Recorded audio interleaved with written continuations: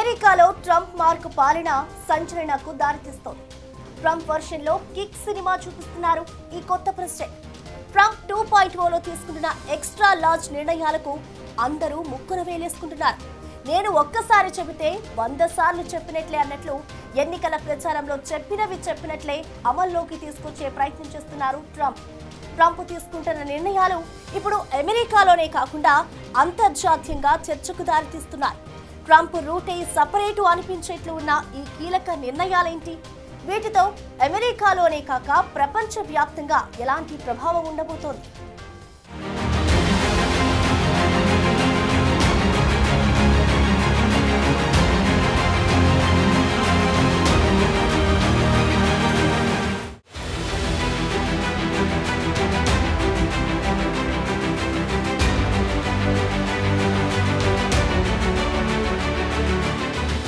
Trump చేయేస్తే ఏదైనా సంచలనం అవుతుంది అన్నట్లుంది ట్రంప్ వ్యవహార శైలి.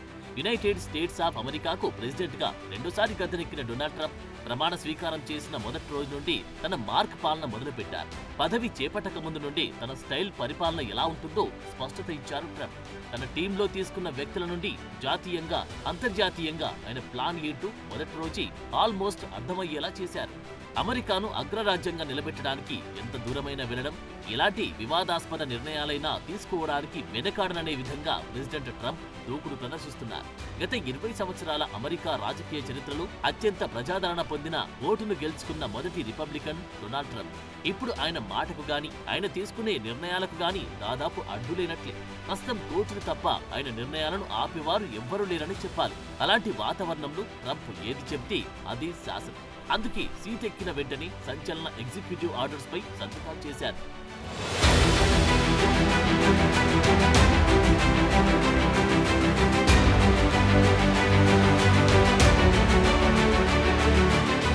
జనవరి 20, 2025న అధ్యక్షుడిగా తన మొదటి ప్రసంగానికి ముందే Donald Trump Canada, Greenland, Panama కాల్వ గురించి చేసిన ప్రకటనతో హెడ్లైన్స్ లో నిలిచారు. పదవీ బాధ్యతలు స్వీకరించిన తర్వాత ట్రంప్ తన ముందున్న అధ్యక్షుల విధానాలను తిప్పికొట్టడం, తన మొదటి పదవీ కాలంలో చేపట్టిన చర్యలను పునరుద్ధరించడం వంటి వరుస నిర్ణయాలు తీసుకున్నారు. ప్రస్తుతం ఇది చాలా మందిని ఆందోళనకు గురి చేస్తోంది. ట్రంప్ సెకండ్ టర్మ్ పాలనలో అమెరికాలో కీలకమైన మార్పులు జరుగుతాయని ఆయన ఎగ్జిక్యూటివ్ ఆర్డర్లు స్పష్టంగానే చెప్పాయి. రిపబ్లికన్ నియంత్రణలో ఉన్న కాంగ్రెస్ మద్దతుతో వలసలు, ఆర్థిక వ్యవస్థ, ఇంధన విధానం, విదేశాంగ వ్యవహారాల్లో ట్రంప్ మార్క్ కనిపిస్తోంది. ముఖ్యంగా ఇమిగ్రేషన్, బార్డర్ పాలసీ వ్యవహారంలో ట్రంప్ కఠిన వైఖరి ఇప్పటికీ సంచలనమైంది.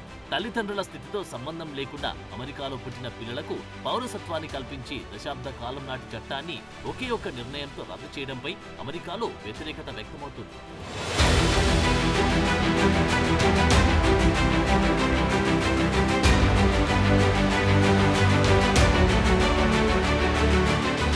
అమెరికాలో పౌరసత్వ హక్కును రద్దు చేస్తూ ట్రంప్ తీసుకున్న నిర్ణయాన్ని సవాల్ చేస్తూ యునైటెడ్ స్టేట్స్ లో 22 రాష్ట్రాల అటార్నీ జనరల్స్ కోర్టులో దావా వేశారు. ఈ నేపథ్యంలో ట్రంప్ ఇచ్చిన ఎగ్జిక్యూటివ్ ఆర్డర్ను సియాటిల్లోని ఫెడరల్ కోర్టు న్యాయమూర్తి తాత్కాలికంగా నిలిపివేశారు.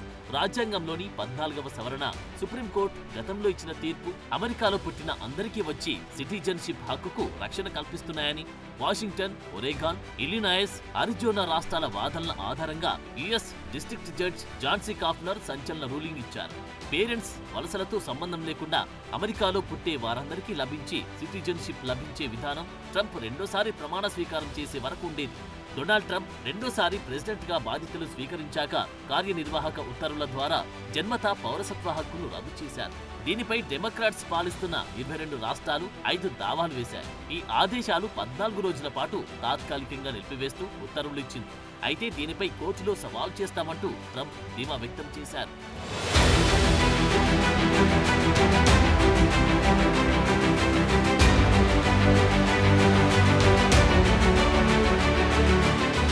ఇకపోతే క్యాపిటల్ అల్లర్లకు సంబంధించి వందల మంది నేరస్తులకు స్వేచ్ఛ లభించే విధంగా ప్రెసిడెంట్ ట్రంప్ నిర్ణయం తీసుకున్నారు.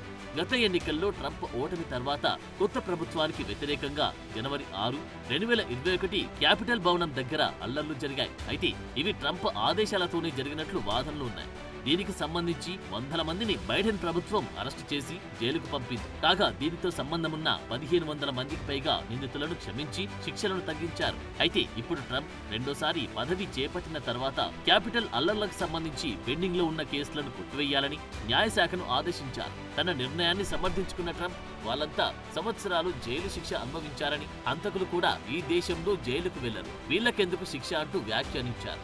ట్రంప్ ఆదేశాల మేరకు 211 మందిని ఫెడరల్ సౌకర్యాల నుంచి విడుదల చేసినట్లు ఫెడరల్ బ్యూరో ఆఫ్ ప్రిజన్స్ తెలిపింది. ఇందులో 18 సంవత్సరాలు జైలు శిక్ష అనుభవిస్తున్న రైట్ ఓత్ కీపర్స్ గ్రూప్ మాజీ నాయకుడు స్టీవర్ట్ రోడ్స్ కూడా ఉన్నారు. అయితే ట్రంప్ నిర్ణయాన్ని మెజారిటీ అమెరికన్లు అంగీకరించలేదని Reuters, Ipsos pole నివేదించాయి.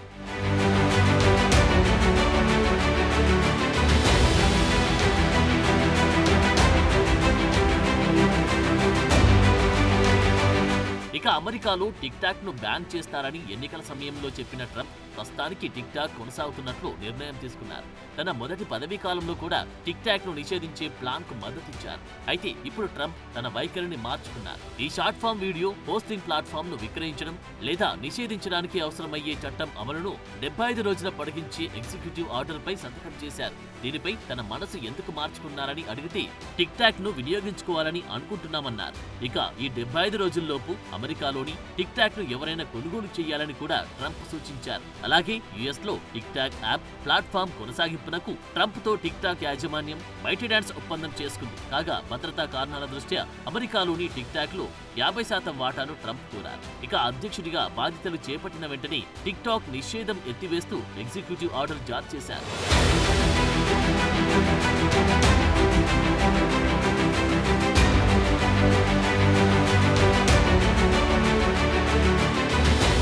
Donald Trump పదవీ బాధ్యతలు స్వీకరించిన తర్వాత ఇంధన ధరలు తగ్గించే లక్ష్యంతో ఒక మెమోరాండం మల్టీ ఆర్డర్లపై సంతకం చేశారు. సంబంధిత చట్టానికి అనుగుణంగా అమెరికన్ ప్రజలకు అత్యవసర ధరల్లో ఉపశమనాన్ని అందించడానికి, అమెరికన్ కార్మికుల శ్రేయస్సును పెంచడానికి అన్ని కార్యనిర్వాహక విభాగాలు, ఏజెన్సీల ఉన్నతాధికారులకు ఆదేశాలు పంపారు.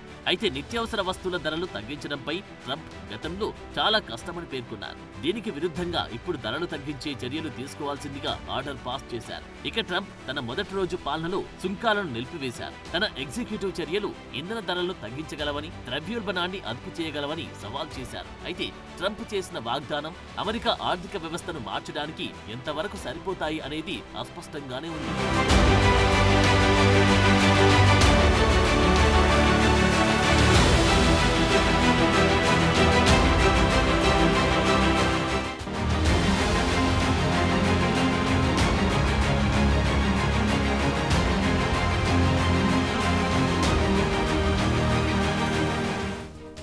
ట్రంప్ టైం మొదలైతే ఎలా ఉంటుందో ప్రపంచానికి రెండోసారి రుజువు చేస్తున్నారు డొనాల్డ్ ట్రంప్. దేశీయ విధానాల నుండి విదేశీ వ్యవహారాల వరకు తిరగతోడి తిరగమూత పెట్టడం ప్రారంభించారు. అమెరికాలో మరణ శిక్షను మళ్లీ తీసుకురావడమే కాకుండా ప్రపంచాన్ని కాపాడాలనుకుంటున్న పారిస్ ఒప్పందం నుండి బయటకొచ్చేశారు. అమెరికాను ఆర్థిక సమస్యల నుండి బయట పాడేస్తానంటూ ఫెడరల్ ఉద్యోగాల నియామకాలనే రద్దు చేశారు. ఎన్ని అడ్డంకులున్నా అనుకున్నది చేయడంలో ట్రంప్కు ఎవ్వరూ సాటి కాదనే విధంగా నిర్ణయాలు తీసుకుంటున్నారు. అదే ఇప్పుడు చాలా మందికి ఆందోళన పెంచుతోంది.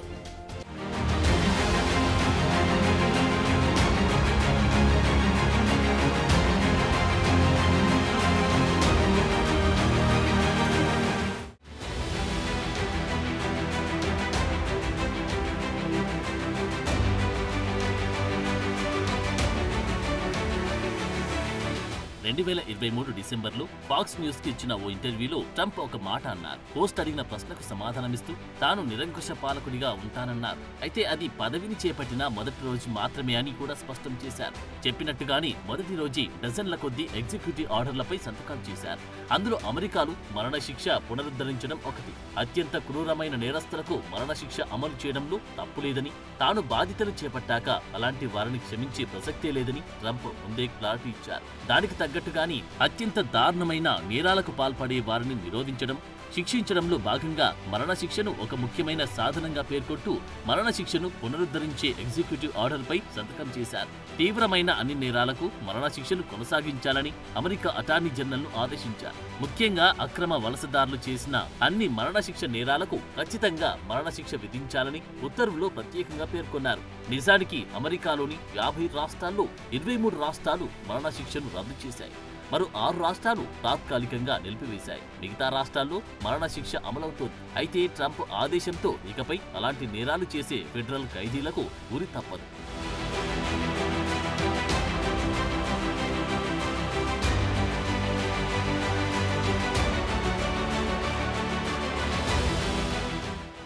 ఇక ట్రంప్ ఇచ్చిన ఇమిగ్రేషన్ ఆర్డర్లలో జన్మతా పౌరసత్వాన్ని రద్దు చేయడంతో పాటు సరిహద్దు భద్రత, వలస విధానాల్లో అనేక మార్పులు చర్చకు దారితీస్తున్నాయి. వీటిలో మెక్సికో సరిహద్దుల్లో అత్యవసర పరిస్థితిని ప్రకటించడం ప్రధానమైనది. ఇందులో భాగంగా అమెరికాకి శరణార్థుల ప్రవేశ కార్యక్రమాన్ని నిలిపివేయడం, క్రిమినల్ కార్టెళ్లను ఉగ్రవాదులుగా పేర్కొనడం కూడా ఉంది. ప్రస్తుతం అమెరికాలోకి అక్రమ వలసలను అడ్డుకునే చర్యల్లో భాగంగా మెక్సికో సరిహద్దులను మూసివేయడానికి సుమారు 10,000 మంది సైనికులను పంపుతున్నారు. మరోవైపు అమెరికా నుండి ట్రంప్ పంపివేస్తున్న వేల మంది మెక్సికన్ల కోసం మెక్సికో ఏర్పాట్లు చేస్తోంది. టెంట్లతో పాటు షెల్టర్లను నిర్మిస్తోంది. బస్సుల్లో స్వస్థలాలకు తరలించడంతో పాటు చేతి ఖర్చులకు డబ్బులు కూడా ఇవ్వనున్నట్టు తెలుస్తోంది. తన మొదటి పదవీ కాలంలోని చట్టవిరుద్ధమైన క్రాసింగ్లను అడ్డుకుంటామని పేర్కొంటూ సరిహద్దు అంతటా గోడను నిర్మించాలని ట్రంప్ భావించారు. దానికోసం మిలిటరీ నిధుల్ని కూడా మళ్లించడానికి సిద్ధపడ్డారు. ట్రంప్ జీరో టాలరెన్స్ విధానం చట్టవిరుద్ధమైన ఇమిగ్రెంట్లను ప్రాసిక్యూట్ చేయడానికి తప్పనిసరి చేసింది. ఫలితంగా కుటుంబ విభజనలు జాతీయ ఆగ్రహానికి కారణమయ్యాయి. ఇక ఇప్పుడు కూడా ట్రంప్ కఠిన వైఖరి ఎలాంటి ప్రభావం చూపుతుందో అనే చర్చ నడుస్తోంది.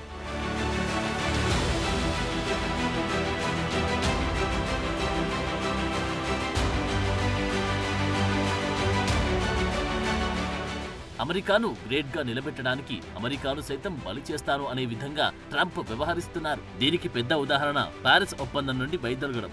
భూమిపైన జరుగుతున్న విపరీత మార్పులకు కాలుష్యమే కారణమని శాస్త్రవేత్తలు నెత్తి నోరు కొట్టుకుంటుంటే ట్రంప్ వాళ్ళను ఎగతాళి చేశారు. పైగా గ్లోబల్ వార్మింగ్ కు కారణమైన బొగ్గు, చమురు, సహజ వాయువుల నిక్షేపాలను వెలికితీసి అమెరికా ఆర్థికాభివృద్ధికి వినియోగించడమే తన లక్ష్యమని ప్రకటించారు.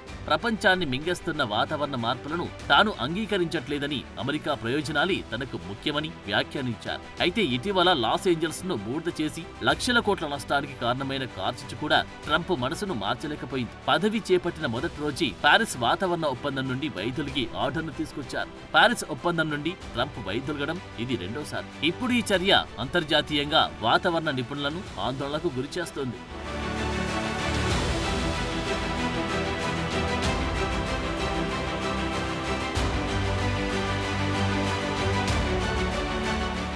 ఇక ట్రంప్ నిర్ణయాల్లో మరో కీలకమైనది ప్రపంచ ఆరోగ్య సంస్థ నుండి అమెరికా వైదొలగాలని నిర్ణయం. ట్రంప్ మొదటి పదవీ కాలంలో కూడా WHO నుండి వైదొలిగారు. కాగా ఇది రెండవసారి. బైడెన్ అధికారంలోకి వచ్చిన తర్వాత WHOలో తిరిగి చేరగా తాజాగా ట్రంప్ దాన్ని క్యాన్సిల్ చేశారు.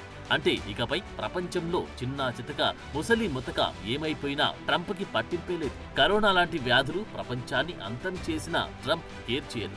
అయితే మేం తిరిగి రావాలని ప్రపంచ ఆరోగ్య సంస్థ బలంగా కోరుకుంటుందని, భవిష్యత్తులో ఏం జరుగుతుందో చూద్దామంటూ ఓ సెటైర్ కూడా వేశారు ట్రంప్.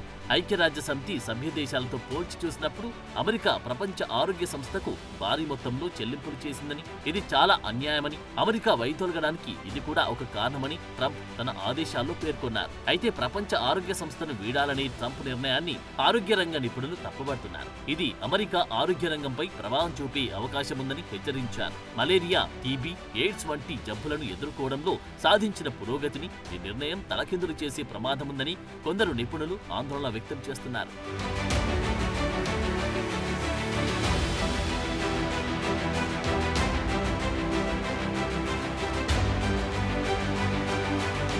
గత ప్రభుత్వంలో జో బైడెన్ ఇచ్చిన 78 ఆదేశాలను రద్దు చేస్తూ ట్రంప్ కీలక ఎగ్జిక్యూటివ్ ఆర్డర్లపై సంతకాలు చేశారు. ఫెడరల్ డైవర్సిటీ, ఈక్విటీ, ఇన్క్లూజన్ సిబ్బంది అందరికీ లే ఆఫ్లు ఇచ్చేశారు. వాళ్ళందరినీ సెలవులో ఉంచడంతో పాటుగా కొత్త నియామకం లేకుండా ఆర్డర్ పాస్ చేశారు. దీంతో ట్రంప్ ఫెడరల్ సివిల్ ఉద్యోగుల నియామకాన్ని నిలిపివేశారు. ఇది అన్ని ఎగ్జిక్యూటివల్ డిపార్ట్మెంట్లకు వర్తిస్తోంది. అంటే ఒక నిర్దిష్ట సమయం వరకు ఖాళీ పోస్టులు భర్తీ చేయరు, కొత్త పోస్టులు సృష్టించారు. అయితే ఈ ఆర్డర్లు సాయుధ దళాల సైనిక సిబ్బందికి, ఇమిగ్రేషన్ అమలు, జాతీయ భద్రత, ప్రజా భద్రతకు సంబంధించిన పదవులకు మాత్రం వర్తించదు.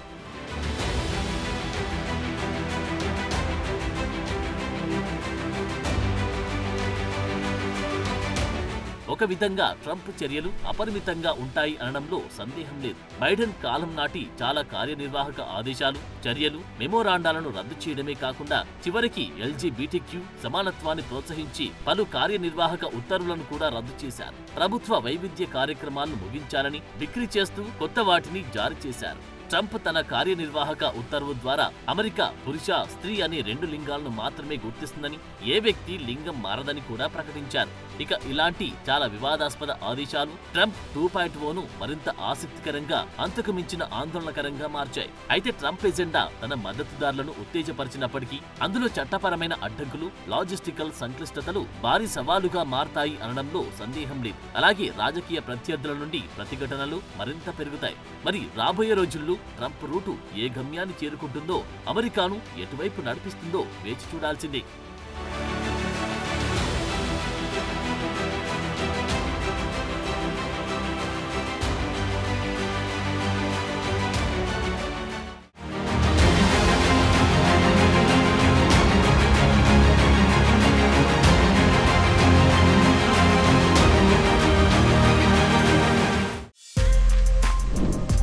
For more videos like this, subscribe Big TV channel.